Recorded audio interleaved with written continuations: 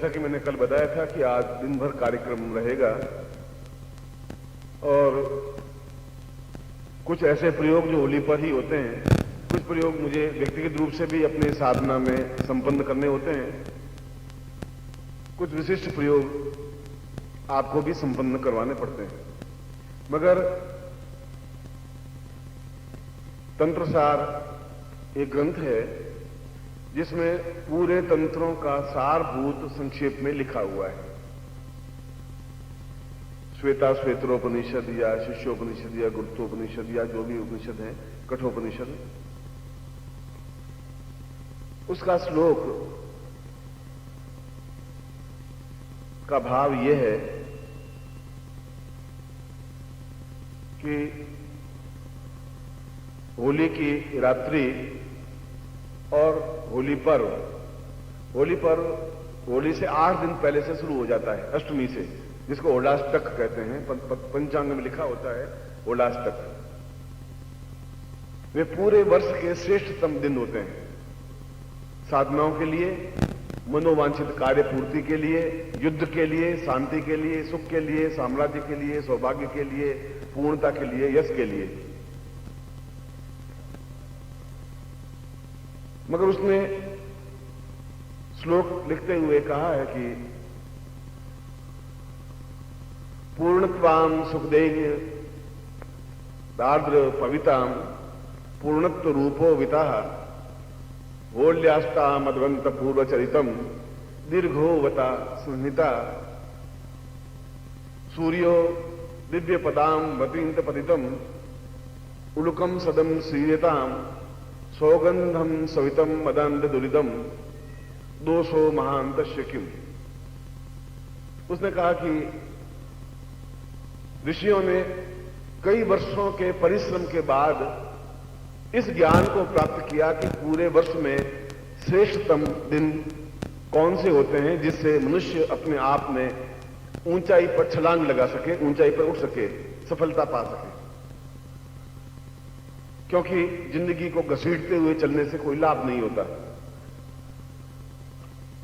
और उसने कहा कि दैन्य और दुख को दूर करने के लिए, सुख और सौभाग्य और साम्राज्य को स्थापित करने के लिए होली के दिन ही श्रेयस्कर हैं, केवल पूरे वर्ष भर में, क्योंकि ये अपने आप में कालाष्टमी, होलाष्टमी, शिवाष्टमी और पूर्णाष्टमी है, ये 8 दिन। मैं फिर आगे की 2 लाइनों में ये कहा है कि इसके बाद भी संसार में लोग दुखी हैं, परेशान हैं, तो इसमें उन ऋषियों का क्या दोष? ऋषियों ने तो अपनी बात कह दी। सूर्य तो नित्य पूर्व में उगता है और 8 घंटे 9 घंटे की यात्रा करके पश्चिम में अस्त होता है, मगर उल्लू या उल्लू आंखें बंद किए दिन भर बैठा रहता है और वो कहता है कि सूर्य जैसी कोई चीज होती ही नहीं। इसमें सूर्य का क्या दोष है? सूर्य तो चमकता ही है, देखने वाले उसका लाभ उठाते ही हैं। मगर अगर एक केवल उल्लू ये कह दे कि ये सूर्य जैसी कोई चीज नहीं होती, क्योंकि जो ही सूर्योदय होता है वो अपनी आंखें बंद कर लेता है, जो ही सूर्यास्त होने के बाद वो अपनी आंखें खोलता है, फिर पूरे आकाश में विचरण करता है। और यदि वसंत ऋतु सुगंध प्रवाहित करती हो और कोई नाली का कीड़ा ही हो और वो सुगंध ले ही नहीं सके, तो सुगंध का क्या दोष, वसंत का क्या दोष? और इतने अच्छे दिन हैं, लोग उस साधना में भाग ले ही नहीं, मंत्र जाप करे ही नहीं, तो ऋषियों का भी क्या दोष? ये तो हमारे पाप कर्म है कि हमारे बीच में आते हैं और हम साधना नहीं कर पाते हैं, कि मंत्र जप नहीं कर पाते हैं, कि गुरु चरणों में नहीं बैठ पाते हैं, कि जो कुछ प्रयोग बताऊं वो नहीं कर पाए। तो इसमें गुरु का या ऋषियों का कोई दोष नहीं है, तुम्हारा या तुम्हारे पाप कर्मों का या तुम्हारे प्रारब्ध का दोष है। और प्रारब्ध को बदला जाता है पुरुषार्थ से। प्रारब्ध तो जो लिख दिया वो लिख दिया, अब विधाता दूसरी बात उसमें लिखने से रही।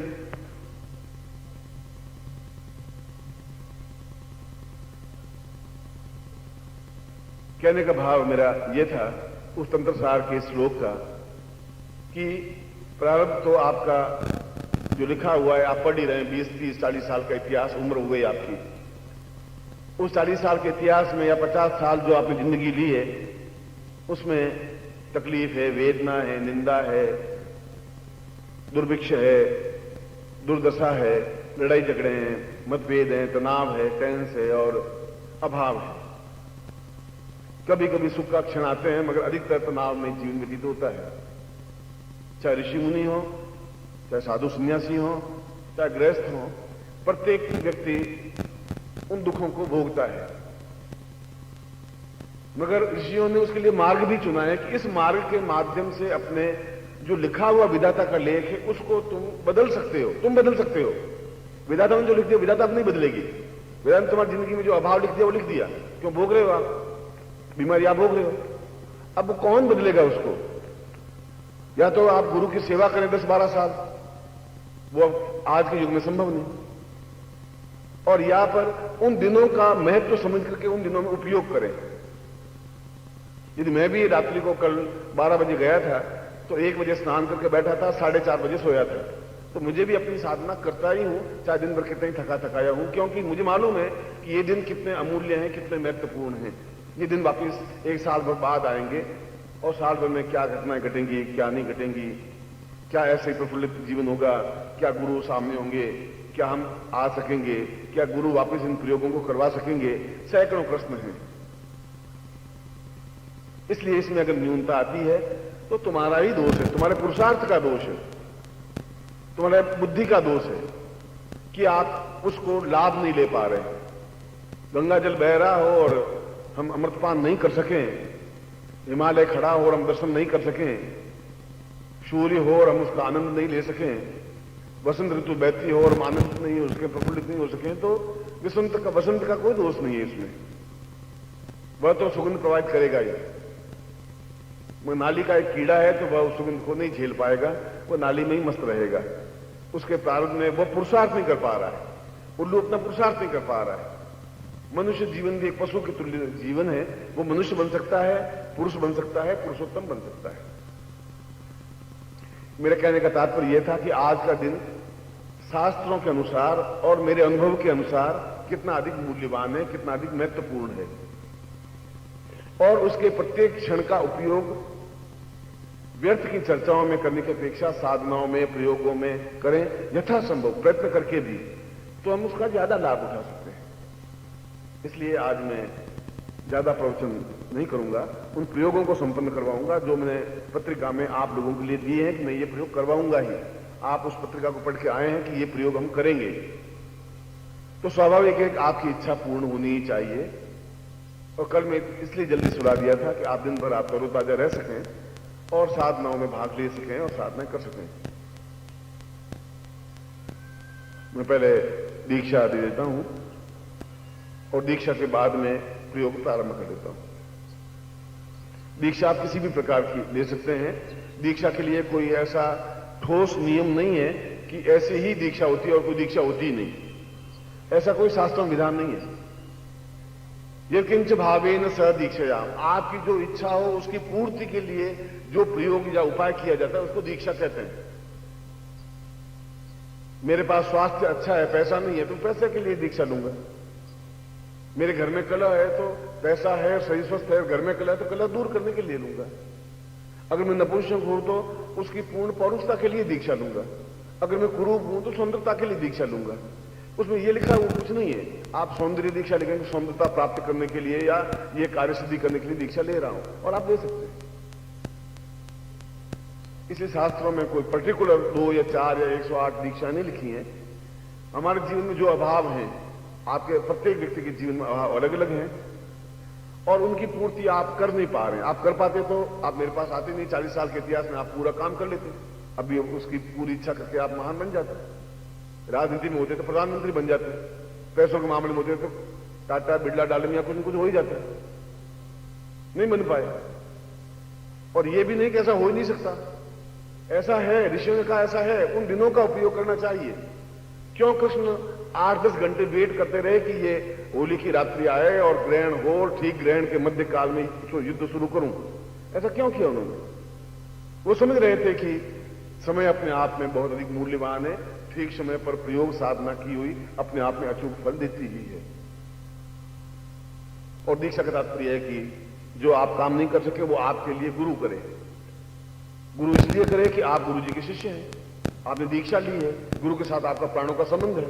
आप दुखी हैं तो गुरु आनंदित कैसे हो सकता है? और आनंद होता है तो गुरु है ही नहीं। वो आराम से नींद लेता है, गुरु शिष्य दुखी है तो गुरु नहीं कहला सकता। यदि मेरे पैर में कांटा चुभे और आप आनंद से नींद ले लें तो दुखी है आप, ऐसा नहीं बन सकता।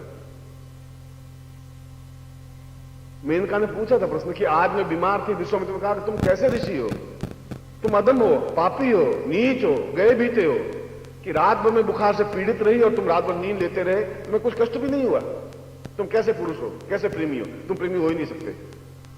एक तकलीफ आए, कांटा भी चुभ जाए और दूसरा नींद ले ले तो कोई संबंध नहीं है, प्राणों के संबंध नहीं है, वह केवल स्वार्थ में संबंध है। और उस ग्लानि की वजह से विश्वामित्र ने 6 महीने तक पूर्ण साधना अलग से संपन्न की कि उसके दर्द को भी मैं एहसास कर सकूं, चाहे 10,000 मील दूर हो। गुरु शिष्य का भी वही संबंध है कि आप दुखी हैं तो मेरे हृदय में दुख होना ही चाहिए, है ही, कि मैं कैसे दूर करूं। कोशिश करता हूं, प्रयत्न करता हूं प्रत्येक से बात करने की। और अगर मेरे कोई तकलीफ है और मैं आवाज देता हूं, तुम्हारे पांव ठिठक जाते हैं, तो तुम जैसा अदम शिष्य हो ही नहीं सकता। अपनी यथा योग्य, जिसमें शरीर बल है तो पांव दबाएगा, धन बल है तो आप मुझे अनाज लाके खिलाएंगे, यदि आपके पास और कोई बल है तो आप उसका उपयोग करेंगे। कोई जरूरी नहीं तन से सेवा की जाए या धन से सेवा की जाए, जो भी आपके पास उपलब्ध है उसके माध्यम से आप सेवा करें, पानी पिलाएं और खाना खिलाएं, सेवा करें, प्रार्थना करें, स्तुति करें, मंत्र सीखें। ये गुरु शिष्य के दीक्षा के माध्यम से प्राणों के संबंध। इसलिए आज दिन भर में ये सारे प्रयोग, दीक्षाओं के प्रयोग भी और बाकी प्रयोग भी मैं आपको संपन्न करवाऊंगा। पहले दीक्षा।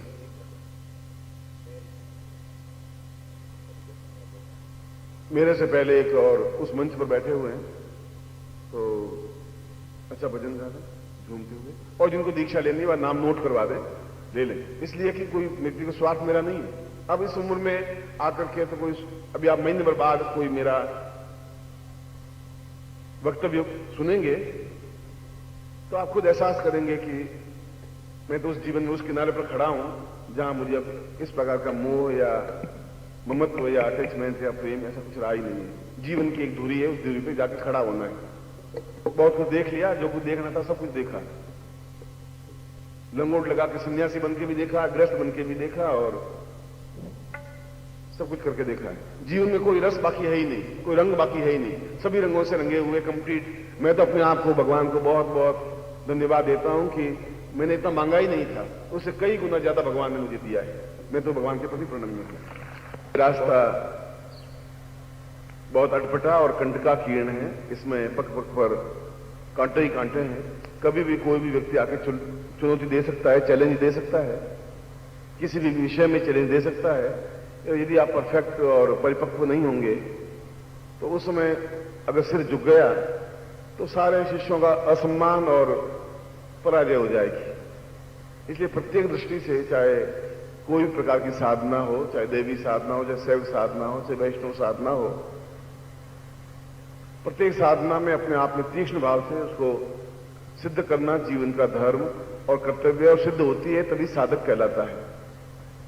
और साधक होता है वही सिद्ध होता है, वही गोरखनाथ बनता है, वही मत्स्येंद्रनाथ बनता है, वही भगवान शंकर बनता है, वही देवता बनता है, वही महापुरुष बनता है।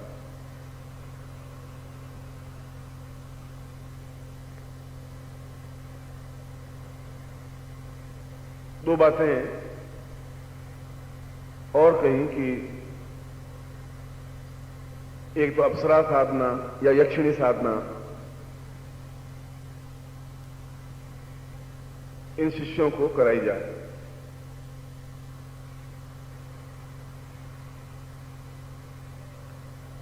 और यह भी कहा कि इन सबके मन में ऐसी इच्छा है कि अप्सरा सिद्धि हो। मैं भी ऐसा समझ रहा हूं कि आपके प्रत्येक मन में और प्रत्येक व्यक्ति के मन में ऐसा भाव हो सकता है, होता ही होगा। किसी को सिद्ध करना और वश में करना अपने आप में कोई गलत कार्य नहीं है। मैंने कल भी बताया था कि प्रेम करना कोई गुनाह नहीं है। आप प्रेम का दुरुपयोग नहीं करें, वो गुनाह है। सामाजिक नियमों को नहीं तोड़े, अगर उसकी वजह से आपका पारिवारिक और समाज खंडन होता है तो वो गलत है। मित्रता तो किसी से भी हो सकती है, फ्री फ्रैंक हम अपनी बात कह सकते हैं। जीवन में ऐसा कोई होना चाहिए जहां जीवन में एक रस मिले, एक आनंद मिले, और आनंद के लिए, सुख के लिए, रस के लिए एक अपोजिट सेक्स, एक पुरुष के लिए स्त्री या स्त्री के लिए पुरुष होना स्वाभाविक है। यदि स्त्रियां होती नहीं, एक कल्पना की जाए कि पूरे संसार में होती नहीं, तो आप कल्पना करें कि कैसा जीवन होता, रूखा सूखा नीरस, कहीं कुछ है ही नहीं, देखने लायक कुछ है ही नहीं, पेड़ पौधे वगैरह ऐसा कुछ है ही नहीं। और ये तो नीरसता की बात होती है, लड़ाई झगड़े भी नहीं होते, इतनी मारपीट, लड़ाई झगड़े, बलात्कार, ये रावण का युद्ध वगैरह कुछ होता ही नहीं। द्रौपदी की वजह से महाभारत हो गया था पूरा पूरा, कौरव मर गए। सीता की वजह से पूरा रामायण का ही गंदन हो गया। और तो नहीं होती तो ज्यादा सुखी होते हम, मगर नहीं होते तो जीवन बड़ा उजाड़ और उदास और बेचैन और तकलीफदायक भी हो जाता है। इसलिए प्रभु ने दोनों स्थितियां बनाई हैं। हमने उसके बीच में लकीर खींच ली है, हमने नहीं खींची है, उन हमारे कायर बुजुर्गों ने खींच ली है जिनकी आंखों में गंदगी थी, जिनकी आंखें साफ नहीं थी। देवताओं की आंखों में तो था ही नहीं। इंद्र की सभा में तो रोज नृत्य करती रहती थी उर्वशी और रंभा और मेनकार और अप्सराएं। सन्यासियों के विश्वामित्र, गर्ग और अत्रि, कणाद और पुलस्त्य और ये जितने ऋषि हुए, इनमें यहां अप्सराएं नृत्य करती रहती थी, मेनका से प्यार होता रहता था। अगर वो कर सकते हैं तो हम क्यों नहीं कर सकते? यदि वैसा नहीं हो सकता तो जीवन में आनंद नहीं आ सकता। मैं आपको ये नहीं कह रहा हूं कि आप दुराचारी बन जाएं। मैं किसी स्त्री या किसी बहन को या किसी शिष्य को ये नहीं कहता हूं कि आप दुराचारी बने या गलत कार्य करें। और प्रेम का मतलब या सेक्स का मतलब ऐसा नहीं होता है कि शारीरिक आकर्षण हो। हम एक दूसरे से बात करते हैं घंटे भर, वह भी अपने आप में, अंग्रेजी शब्दों में सेक्स है, वह भी अपने आप एक आनंद है। एक नदी किनारे बैठे हैं, बातचीत कर रहे हैं, इसमें कोई गलत तो ही नहीं, हंसी मजाक कर रहे हैं, इसमें कोई गलत नहीं है। गलत तब होता है जब आप दुरुपयोग, शास्त्रों में है, जिसके माध्यम से हम किसी भी अप्सरा को सिद्ध कर सकते हैं। और ये अपने आप में अनेक रूपा है।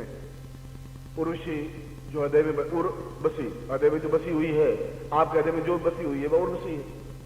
उर्वशी को आकाश से उतर करके तो आने की है नहीं, तो नाम ही उर्वशी है। मगर पत्नियों के लिए कोई ऐसा विधान नहीं है कि उनके लिए भी कोई उर्वशा मिले या कोई ऐसा चीज मिले, ऐसा शास्त्रों में कोई विधान नहीं है। ये कई लोग पूछे तो उसके लिए मेरे पास कोई जवाब नहीं। पुरुषों के लिए, क्योंकि पुरुषों ने ग्रंथ लिख दिए, अपने स्वार्थ के लिए तो लिख दिए कि उर्वशी मिलनी चाहिए, मेनका मिलनी चाहिए, रंभा मिलनी चाहिए। भाई उन स्त्रियों को भी तो कोई मिलना चाहिए, उनको मिले तो आप जैसे मिलते हैं।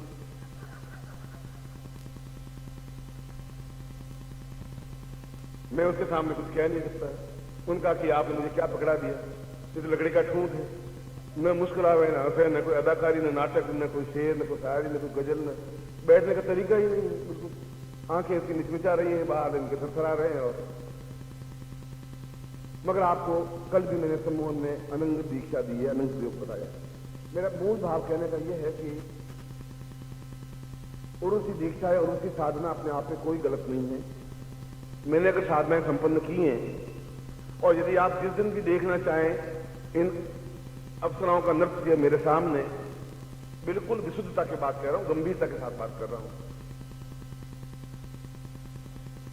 तो किसी भी दिन आपको मैं दिखा सकता हूं। आप बैठे हो इस मंच पर, मैं आपको दिखा दूंगा आपको ऋषियां नृत्य कर रही है, अप्सरा है। आप सामने उनको आह्वान करना है, बुलाना है और नृत्य करेंगी। जो कुछ कहूंगा मैं करेगी, गारंटी के साथ करेगी, क्योंकि मैं अपने आप में तपोनिष्ठ हूं। पूज्य गुरुदेव की, पूज्य गुरुदेव की। आप कहें तो मैं आज होली की रात्रि को ही ऐसा प्रयोग करके आपको दिखा सकता हूं, ऐसी क्षमता है।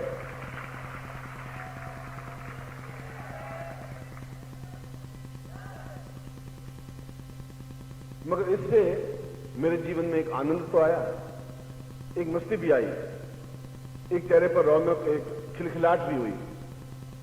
और मैं सन्यासी जीवन में ऐसा करता था। शिष्य बैठे रहते थे और नृत्य होते थे, गायन होते थे, गंधर्व होते थे, और उससे मेरा कोई सन्यास जीवन खंडित भी नहीं हुआ। क्योंकि मेरे आंख में कोई किसी प्रकार की कामुकता है ही नहीं। कल भी मैंने एक उदाहरण देकर समझाया था कि सम्मोहन, आप दूसरों को मोहित करें, आप मोहन, आप मोहित नहीं हो जाएं, आप लिप्त नहीं हो जाएं, आप अपने आप पे खड़े रह सकें। और इसकी साधनाओं की वजह से माता जी ने भी कई बार इस प्रकार का नृत्य 2-3 बार जब बहुत जिद पकड़ लिए तो दिखाया उनको, तो वो 4 दिन तो खाना ही नहीं खिलाया, 4 दिन खाना खाया नहीं। भाई तुम खाना खिलाया मत खिला, नहीं खिलाएगी तो और किसी जगह जाकर के ज्यादा नृत्य करवा दूंगा, इससे अच्छा है कि मिलजुल के रहे, अच्छा रहेगा तेरा। मेरे आंख में, मेरे गृहस्थ जीवन में कोई खंडन नहीं है। पत्नी उतनी ही चाहती है जितना एक पत्नी अपने पति को चाहती है, उतना ही प्रेम, उतना ही ममत्व, उतना ही अटैचमेंट है। बहुओं के मन में भी उतना ही प्यार एक दूसरे के प्रति है जितना शायद बेटियों के मन में भी नहीं होगा, उससे ज्यादा। यदि मैं 15-20 दिन के लिए दिल्ली चला जाता हूं तो उनकी आंखों में भी आंखों छलछल आते हैं कि गुरुजी यहाँ है ही नहीं और बड़ा रूखा सूखा सा बीत रहा है, घर में कोई चहल पहल नहीं है, कोई घंटी बज नहीं रही है, कोई शिष्य दिखाई नहीं दे रहे हैं, बड़ा ऐसा शमशान सा लग रहा है। जहां है वहां मस्ती है, हास्य है। मगर जब मैं गुरु बना तो गुरु बनने के बाद में मैंने कल बताया था कि भारतीय गुरु कुछ कर नहीं सकता। वो न खा सकता है, न पी सकता है, न सिनेमा जा सकता है, न नृत्य कर सकता है, न डांस।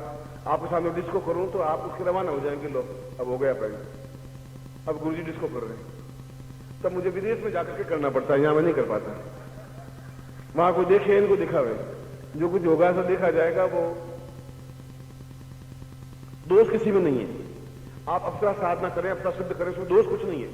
एक स्त्री भी अप्सरा साधना कर सकती है, इसलिए उसको एक जीवन में सखी मिले, सहेली मिले, एक मार्गदर्शिका मिले, उसके यौवन और सौंदर्य को और बढ़ाए, उसके लिए एक रास्ता बनाए, उसको बताया कि टिप्स बताए किस तरीके से तुम ज्यादा यौवनवान बन सकती हो, जैसे मैं यौवनवान हूं।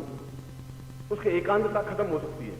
नारी के लिए भी वह एक अभिन्न और अद्वितीय सहेली बन सकती है और पुरुष के लिए भी अद्वितीय मित्र बन सकती है। दोष किसी बात में नहीं है। दोष तो हमारी आंखों में, किसी के शरीर को स्पर्श करना दोष नहीं है, किसी के साथ रहना अपने आप में दोष नहीं है। दोष तब है जब आप विश्वासघात करते हैं, जब धोखा दे देते हैं। उससे बड़ा दोष, उससे बड़ा पाप इस जिंदगी में कुछ होता ही नहीं है, उसका कोई प्रायश्चित भी नहीं होता है। मैं तो केवल एक उर्वशी की व्याख्या की कि क्यों आज तक वैदिक काल से लगा करके और गोरखनाथ तक उर्वशी साधना क्यों करते रहे, क्यों शंकराचार्य जैसा व्यक्ति ने इतना अद्वितीय सौंदर्य वर्णन किया। और अद्वितीय सौंदर्य वर्णन किया तो जरूर उसने कुछ देखा होगा। बिना देखे मैं अमेरिका देखूं नहीं तो अमेरिका का वर्णन नहीं कर सकता कि न्यूयॉर्क की गलियां कैसी है, न्यूयॉर्क की रोड कैसी है, वहां की रहन सहन कैसा है। मैं लंदन की कोई जिक्र नहीं कर सकता जब तक लंदन को टाइम्स नदी को नहीं देखूं, टाइम्स में नहीं बैठूं। मैं स्विट्जरलैंड की वर्णन नहीं कर सकता जब तक देखूं नहीं। इसका मतलब है शंकराचार्य ने जरूर देखा है, एहसास किया है। एहसास किया तब इतना एकदम अद्वितीय सौंदर्य वर्णन उसने किया है, मगर निर्भीक था। उसने कहा कि मैं उर्वशी को साधना की है, मैंने रंभा, मेनका और सैकड़ों उर्वशियों और सैकड़ों अप्सराओं को साधना सिद्ध की है। मैं उसके साथ बैठता हूं, बातचीत करता हूं, रमण करता हूं। मेरा संन्यास जीवन खंडित नहीं है। अगर वह ऐसा सन्यासी अगर ये बात कहता है तो सन्यास या व्यक्तित्व इसमें खंडित नहीं होता, क्योंकि उसके जीवन में एक मधुरता मिलती है, एक आनंद मिलता है, एक स्नेह मिलता है, एक प्रफुल्लता मिलती है, एक हंसी मिलती है, एक हास्य मिलता है, एक जीवन की उमंग, होश, जोश और एक प्रवाह मिलता है।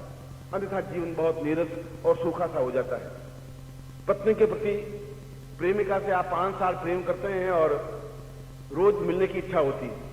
रोज कर्नाटक प्लेस में इधर उधर होटल में जाते हैं और जाकर के 5-7 मिनट मिलते हैं और दौड़ के वापस आते हैं। कभी गली के उधर देखते हैं, कभी छिप के देखते हैं, 5 साल तक देखते रहते हैं और आप कभी ऊब नहीं होती आपको प्रेमिका को देखने पर। वही प्रेमिका आपसे शादी करती है, 3 महीने बाद ऊब पैदा हो जाती है, आप देखने की इच्छा ही खत्म हो जाती है। इसलिए हो जाती है कि वो उस सौंदर्य के प्रति लापरवाह हो जाती है। उसने घर में श्रृंगार क्या करना, बाहर जाकर श्रृंगार करूंगी, बाहर जाएंगी तो श्रृंगार करूंगी, लोग देखे मुझे, अब तुम देख के क्या करो। अरे तुम पति के साथ में आई हो, पति को श्रृंगार दिखाना है, बाहर के लोगों को दिखाना है, मतलब बाहर के लोगों को दिखाएगी। घर में तो बस वैसे एक कपड़े पहने हुए रहेगी, ऊब वहां से पैदा हो जाती है। प्रत्येक क्षण वह सौंदर्यवती बनी रहे, ये कौन सिखा सकता है? ये अप्सरा सिखा सकता है, पुरुष को भी, स्त्री को भी। क्या ये तो प्रसंग है, इसको मगर मैं इस बात को स्पष्ट कर रहा था कि इससे हमारा शिष्यत्व, हमारा पुरुषत्व, हमारा पौरुष, हमारा जीवन कहीं किसी प्रकार का खंडित नहीं होता। यह तो जीवन का एक, मैंने अभी कहा कि अगर मैं नृत्य चाहूं तो मैं करूंगा, करवा दूंगा होली की रात्रि को। इसमें कहीं मैं उसे देखने में कोई मेरी ऐसी कोई इच्छा होगी नहीं। ये किसी का हाथ पकड़ लूंगा तो मेरे मन में कोई विकार नहीं पैदा होगा। जिसके कमरे में हाथ डालकर नृत्य कर दूंगा तो मुझे कोई बहुत तकलीफ नहीं हो जाएगी, क्योंकि मैं अपने आप में एक निष्ठ हूं। मुझे मालूम है कि मैं अपने आप में कितना एक निष्ठता है। इसलिए जीवन के इस अंतिम भाग तक, वहां तक पहुंचा हूं जहां बीच में किसी को उंगली उठाने की हिम्मत नहीं पड़ पाई है।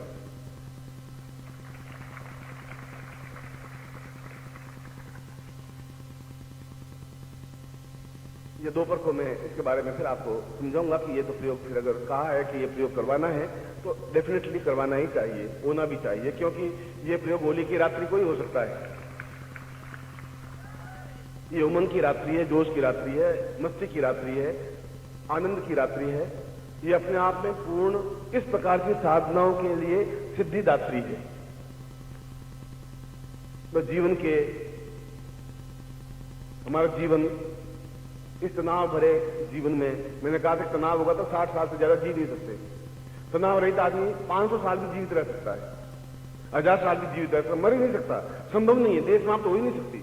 यदि देह को बिल्कुल एक आनंद की उपलब्धि होती रहे, आनंद हमारे जीवन में कुछ है ही नहीं। कहां से मस्ती मिल सकती है, कहां से उमंग मिल सकती है, ये हमें ज्ञात नहीं है। हम डरे हुए हैं समाज से, कोई समाज का लोग नहीं देख ले, कोई घर वाला नहीं देख ले, कोई बाहर का देख ले, वो डर इतना व्याप्त हो गया भय कि हम भयग्रस्त बन गए। अगर ये सब बात है तो हमारे सारे वेद, पुराण, उपनिषद, ये फिर विश्वामित्र अपने आप में सबसे घटिया आदमी था। फिर शंकराचार्य तो बिल्कुल व्यभिचारी आदमी था, महापार्वती का ऐसा वर्णन किया उसने भी राजा के शरीर में प्रवेश करके, पर काया प्रवेश करके, राजा जितना रानियों के साथ सुख भोगता है उतनी 100 रानियों के साथ शंकराचार्य ने सुख भोगा। सुख भोगने के बाद फिर अपनी काया में आया और सन्यासी बनकर कहा कि ये देख चुका हूं कि ये भोग, संभोग, ये चीज, ये पत्नी, ये स्त्री क्या है, इसमें क्या आनंद है, क्या उपलब्धि है।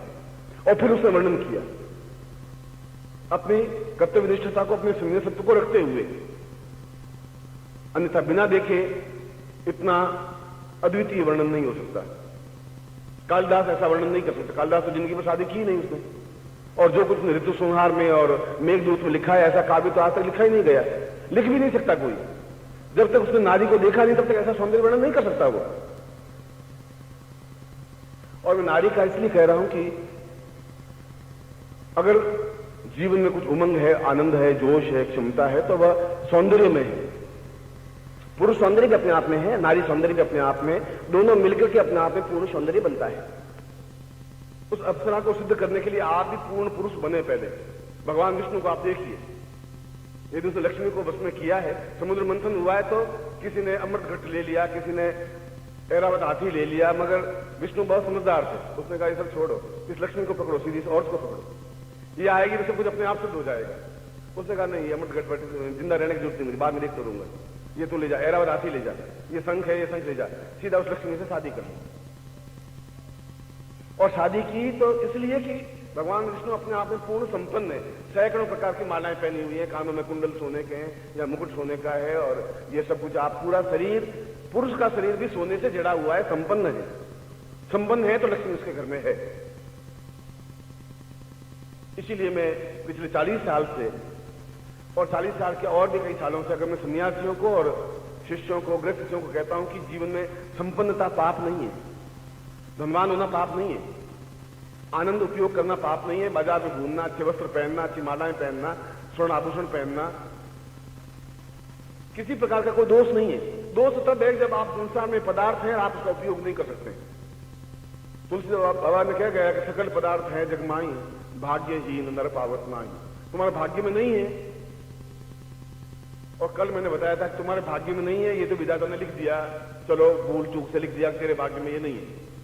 मैं क्या ऐसा ही जीवन बीत जाएगा? अगर ऐसा ही जीवन बीत जाए तो फिर गुरु की जरूरत नहीं है। गुरु तुम्हारे भाग्य की लिपि को बदल सकता है, उस लिखावट को बदल सकता है।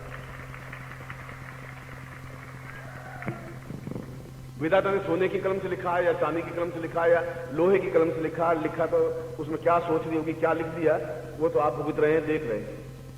जीवन में संपन्नता नहीं है। ऐसा नहीं है कि मैं 10 साल कुछ भी नहीं करूं तो मुझे भूखे नहीं मरूंगा, ऐसी संपन्नता नहीं है। जीवन में एकदम रोज में 1 लाख रुपए खर्च करूं, खर्च हो ही नहीं, और फिर भी जीवन में कोई न्यूनता नहीं आए, ऐसी संपन्नता नहीं है। 20, 25, 50 लाख, 2 लाख आपकी संपन्नता नहीं कहलाती। चांदनी चौक में दुकान खरीदने तो 40 लाख की पगड़ी में एक दुकान मिलती है, तो छोटी 10 फुट बाई 10 फुट की दुकान, 40 लाख रुपए पगड़ी के खर्च होते हैं, तब उतनी दुकान मिलती है, तो उसमें सामान तो एक अलग चीज। तो तुम्हारे पास 2, 4, 5 लाख की उसकी वैल्यू आज के युग में नहीं है, उसे पूरी जिंदगी आप पार नहीं कर सकते। पूरी जिंदगी के पास के लिए तो यह है कि आपके पास धन निरंतर आता ही रहे, आए और आप उसका उपयोग करें जो आपकी इच्छा है। जैसा आप विदेश जाना चाहें विदेश घूमें, देश में घूमना चाहें, हरिद्वार में जाना चाहें तो हरिद्वार में जाएं, चांदनी चौक में घूमना चाहें चांदनी चौक में घूमें, कर्नाटक देश में इत्र फुलेर खरीदना चाहें तो इत्र खरीदें। जो कुछ भी आपकी जिस प्रकार की इच्छा, खाना पीना, रहना, ऐश आराम, भोग विलास आप कर सकते हैं, करना ही चाहिए, मगर एकनिष्ठ रहते हुए। उसमें हमारे जीवन में व्याघात नहीं है।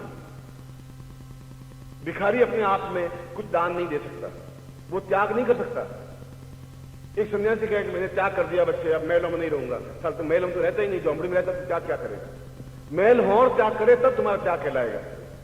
अब बच्चे माया को हाथ नहीं लगाते बच्चे, अब माया बच्चे क्या करें? तो खोपड़ी में पैसे तो है नहीं देते, बाली बार बढ़ाए हुए पैसे नहीं, क्या त्याग? खोपड़ी त्याग करेगा?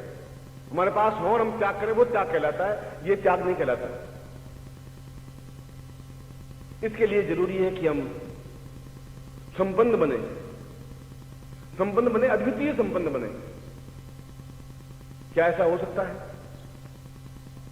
मैंने आपको इससे पहले भी इस बारे में कई बार कहा। इसकी सबसे बड़ी आलोचना मेरी हुई है, सन्यासी जीवन में सबसे ज्यादा आलोचना हुई है, क्योंकि सन्यासी जीवन में उनको कहता था कि आप हलवा पूरी खाएं, बस देखा जाए, ये रूखे सूखे टुकड़े खाने की जरूरत नहीं है। आप तो खैर युग बदल गया है, बसें चली गई हैं हिमाचल प्रदेश में और सब लोग चालाक हो गए हैं, थोड़ा ज्यादा होशियार हो गए हैं। उसमें बहुत सीधे साधे भले सरल व्यक्तित्व थे। जब बसें नहीं गई, जब शहरी आदमी नहीं गया, शहरी आदमी जहां भी गया वो सांप बन के ही गया, उसको मटिया मेट कर दिया। उन भोले भाले लोगों को वहां हम जाते थे तो बिल्कुल साफ कह देते सरपंच गांव की, तुम्हें बस ये सन्यासी हैं 2000, सबको हलवा पूरी खिलाना है, सुन ले बच्चे, सुनाट नहीं सुना,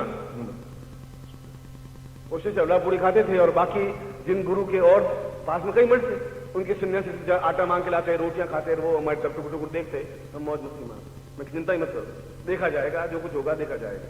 और उसमें मां भी हुई कि तुम सन्यास जीवन में बिल्कुल ये रूखी रोटी खानी चाहिए, घी चुपड़ना नहीं चाहिए। मैंने कहा कौन से ऋषि ने भूखे मरे? सब ऋषियों के गाल लाल फूल एकदम लाल सुर्ख है, मैं काय के लिए पीला पीला पड़ू। पूज्य गुरुदेव की। अब देवताओं को आप देखिए, भगवान शिव को देखिए, आप विष्णु को देखिए, सब लाल गाल वाले हैं, एकदम मजबूत हैं, हड्डियों वाले तो कोई है ही नहीं। मैं कितने सूखे मरूं भैया, तुम जो मरने बीखे आटा का तुम उसी से भाग के हमारे पास आ जाओ। वो गुरु जी गाड़ियां लेते हैं, ये मेरे शिष्यों को तोड़ रहा है, मैं तोड़ थोड़ी रहा हूं, मैं तो हलवा पूरी खिला रहा हूं। मैं काय के लिए तोड़ रहा हूं? तुम हलो ताकत है, तुम खिलाओ। मगर उनके पास वो साधना नहीं थी और वो सीखने के लिए आते थे कि ये आपके पास निरंतर खर्च हो ही नहीं रहा है, क्या चीज है? मैं जिस दिन ये बता दूंगा उसमें मुझे वापस जोधपुर चले जाना पड़ेगा। ये तो लास्ट में सिखाएंगे, ये अभी कुछ है ही नहीं। पर वो जीवन भी एक आनंदमय जीवन रहा, उस जीवन में भी कभी विद्रोही जीवन रहा, चिंता की नहीं, गृह जीवन भी चिंता नहीं की। पत्नी कहती है तो कहे, उसकी ड्यूटी है, वो दिन भर कहेगी, स्वाभाविक कि आप अब क्या ये आप ऐसा फूलों की मालाएं पहनते हैं, क्या अच्छा लगता है आपको? अच्छा लगता है, बिल्कुल अच्छा लगता है। या परफ्यूम लगाते हैं, अब इस उम्र में क्या, इस उम्र में ही लगाने की उम्र है, पहले उम्र थोड़ी, जब लगाएंगे थोड़ा बहुत ठीक रहेगा, क्यों नहीं लगाए? तुम भी लगा, तुझे किसने मना किया है? कोई दोष नहीं है। मगर ये प्रयोग अपने आप में, धन हो उसका दुरुपयोग नहीं हो, हम अत्याचारी नहीं बन जाए, किसी को नुकसान नहीं पहुंचाए, हम उसका आनंद लें। और उसके बिना आपके जीवन में संपन्नता नहीं आ सकती, पूर्णता नहीं आ सकती, सफलता नहीं आ सकती, श्रेष्ठता नहीं आ सकती। ये सत्य है और इस सत्य को सारे शास्त्र कहते हैं और व्यावहारिक जीवन कहता है। शास्त्र से खैर अलग छोड़ दें, व्यावहारिक जीवन में भी हर एक इच्छा होगी कि मैं संपन्न बनूं और पूर्ण निश्चिंत बन जाऊं, तो मैं जो मेरी इच्छा है गुरु के चरणों में बैठने के लिए बैठ सकूं। दौड़ने की इच्छा होती, 2 दिन की छुट्टी है, जिस दिन एब्सेंट लगा देगी तो 24 रुपए कट जाएंगे, क्या करेंगे? फिर नौकरी क्या करनी है? जब ये साधना करनी है तो फिर नौकरी गुलामी करनी क्या है? अपने भाग्य को उस गवर्नमेंट के हाथों में बेचना ही क्या है? इस प्रकार की साधनाएं सामान्यतः गुरु नहीं देता। या तो बहुत कम गुरु हैं, गुरु तो होंगे सैकड़ों हैं। गुरु तो क्या है, आप भी कल एक माला पहन लो और एक 2-4 केले बना दो और एक आपके सामने धूप धूप करता रहे, बैठे रहे, तो गुरु तो बन जाएंगे। यहाँ पर एक बिल्कुल एक लड़का सा था चमार जाति का, यहाँ बैठा और भूखे मर रहा था। वो जूते वूते कभी फट जाते थे तो उसे ठीक करवाता था, पैसा नहीं देता था। उसने कहा, गुरुजी मैं तो दुखी भिखारी हूं, जिंदगी भर भिखारी ही रहूंगा, मेरे भाग्य सुधरेंगे नहीं, मेरे भाग्य सुधरेंगे, तरीका है। उसने कहा, बाप जी क्या करूं? मैं कहता हूं वहां पेड़ है, उस पेड़ के नीचे बैठ जा, 2 लड़के रख दे, एक लड़का तुम्हारा धूप दीप निर्जन करता रहे, बस धूप पे लगाता रहे। ओम, तुम आंखें बंद करना, बोलना मत, बस बोलते पोट खुल जाएगी, तुझे मंत्र मंत्र हो जाते नहीं, और दोनों तेरे धूप आरती करते रहे। और खाए तो बिल्कुल एकांत में कहीं जाके खाना, दिन भर चुप रहना। वो जाके बैठ गया। 2-4 दिन बाद एक आदमी आया, 2 आदमी आए, किसी ने मिठाई रखी, किसी ने नारियल रखे। एक दिन मैं 2-3 महीने बाद गया तो 2-3 हजार नारियल पड़े। अरे मैंने कहा ये क्या, बस आपने मंत्र दे दिया, बिल्कुल पार है। रोज के 2000 की कमाई है मेरी। और ये छोटे से मंत्र है, आज भी बैठा हुआ है, रात में आगे जाए तो रोज कम से कम 200 नारियल, एक नारियल 6 रुपए का है, 200 नारियल 12 कितने हो गए आप? 1200-1500 रुपए हो गए, 1200 आपकी उनका भी नहीं रोज की वो है। और बहुत लाल से बैठा है बस, और वो कहता है मैं रैदास के मन से सिखा हूं, मैं बहुत महान योगी हूं, विद्वान हूं, जटाएं बढ़ा दिए, मूंछें बढ़ा दी, और बस मस्ती के साथ बैठा है। लोग कहते हैं बहुत चमत्कार है, हनुमान जी उसके शरीर में आते हैं। मैं कहता उसके समय कोई भी आ सकता है, अब हनुमान जी क्या, जो भी चाहे वो आ सकता है। बैठा, आपके लिए भी कोई मुश्किल नहीं है, किसी पेड़ के नीचे बैठ जाए, और क्या होना तो इतना ही है। गुरु बनना बहुत डिफिकल्ट है ही नहीं, बाकी मास्टर बनना, हेडमास्टर बनना, प्रमोशन लेना, प्रिंसिपल बनना, ये बहुत डिफिकल्ट है। गुरु बनना डिफिकल्ट नहीं है, मगर ज्ञान होना, इसलिए ये जो प्रयोग है, इस प्रकार के प्रयोग की जहां जीवन में संबंधता में न्यूनता आ ही नहीं सकती, संभव नहीं है। वह जितना खर्चे उतना बढ़े ही बढ़े, नौकरी करने की जरूरत नहीं पड़ती उसके जीवन में, भौतिकता की कमी आ ही नहीं सकती। ऐसे प्रयोग को स्वर्ण खप्पर प्रयोग कहते हैं। मैंने आज से 8 या 9 साल पहले या 10 साल पहले एक बार शिष्यों को करवाई थी, जहां केवल 50-60 शिष्य थे, और उन 50 की लिस्ट मेरे पास पड़ी है, आप ऑफिस में देख लीजिए। 50 को आप एड्रेस लेके पूछ लीजिए कि उस समय उनकी क्या हालत थी, आज क्या हालत है। आप दोनों बात कंफर्म कर लीजिए। आज के युग में भी इससे बिल्कुल स्पष्ट होता है, प्रमाण। और ये स्वर्ण खप्पर प्रयोग अपने आप में शंकराचार्य प्रणीत है, यही गोरखनाथ प्रणीत है। गोरखनाथ ने भी इसी प्रयोग को किया। गोरखनाथ जैसा अघोर अगर इस प्रयोग को करता है, शंकराचार्य जैसा सन्यासी इस प्रयोग को करता है, तो स्वर्ण खप्पर प्रयोग अपने आप में अद्भुत आश्चर्यजनक है। जैसा मैंने कहा कि इस होली के अवसर पर तो यही प्रयोग है जो मैंने कल सम्मोहन प्रयोग आपको बताया, जैसे अप्सरा प्रयोग बताया या धन वर्षा प्रयोग बताया, यही प्रयोग इस होली के अवसर पर सबसे ज्यादा उपयोगी रह सकते हैं। प्रयोग तो सैकड़ों हैं, साधनाएं सैकड़ों हैं, शिव साधना भी है, विष्णु साधना भी है, और हजारों साधना में करवाती हूँ, कात्यायनी साधना है, जगदम्बा साधना है।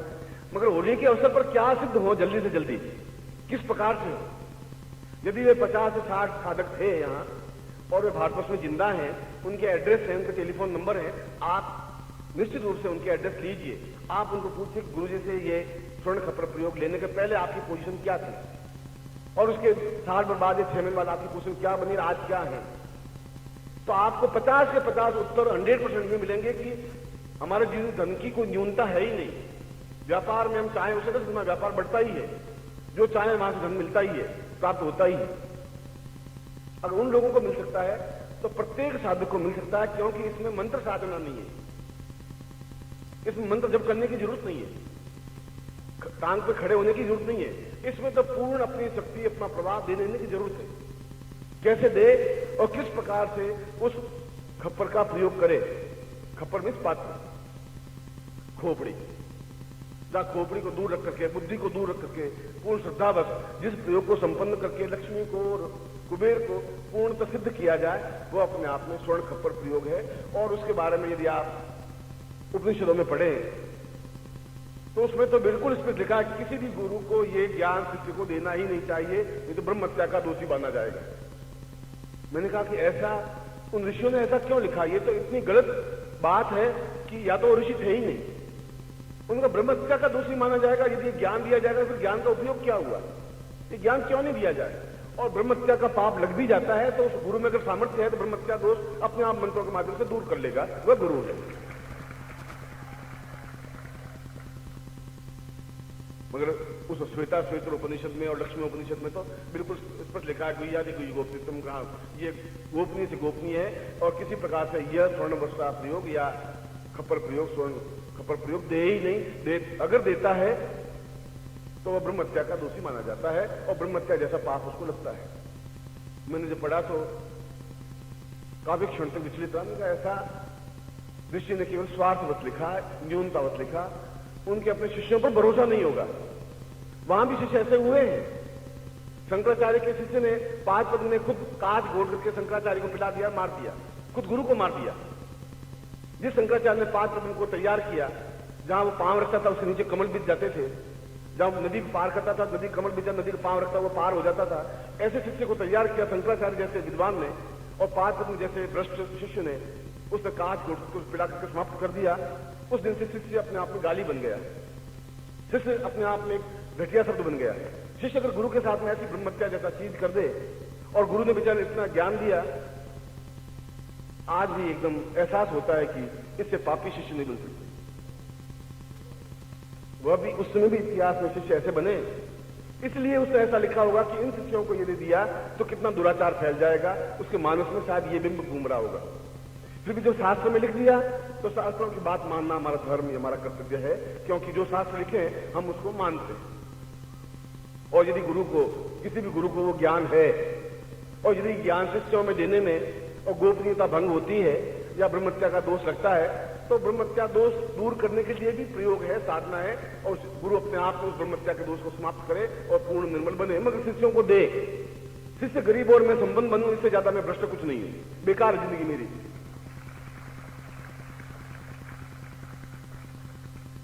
फिर आपका मेरे से संबंध होना ही बेकार।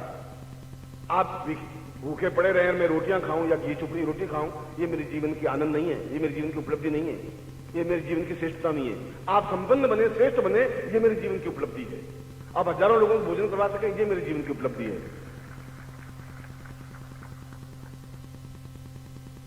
इसलिए विद्रोही व्यक्तित्व अपने आप में तलवार की धार पे चलता है, हर बार चलना पड़ता है, हर बार उसके पैर लहूलुहान होते हैं, हर बार उसको सैकड़ों आघात सहने पड़ते हैं।